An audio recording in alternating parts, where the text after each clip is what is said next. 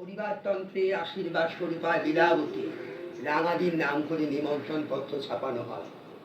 রূপের এই সিদ্ধান্তে সবাই খুশি হয়েছিল। সে লীলাবতীর ইচ্ছায় রূপী পর্যায়ে উপনীত আজ। তিনি তার পরিবারের ধারক তথা বাহক বটে। মুখার্জি পরিবারে এই কাজ আরও আগে করা উচিত ছিল। রূপ রাঙাপাম্মার মর্যাদা রক্ষা করেছিলেন শ্রীকৃষ্ণের আদেশানুসারে।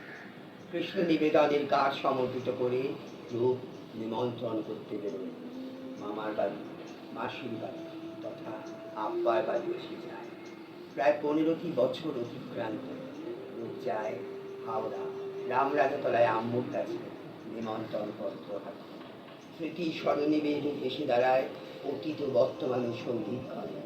যে বাড়িতে তার স্মৃতি বিজড়িত দিন কাটত মালবিকা সাহচর্যে, যদিও তখন সেখানে আম্মুরা থাকতেন না, তবুও আবেগতাড়িত রূপ আব্বা সাহচর্য বঞ্চিত হয়েও কন্যা সন্তানের জনক হওয়ায় হয়েছিল পূর্ণ বৃষ্টির আনুগত্য। ঈশ্বরের আশীর্বাদ স্বরূপা স্নেহধন্যা কন্যা রশ্মি।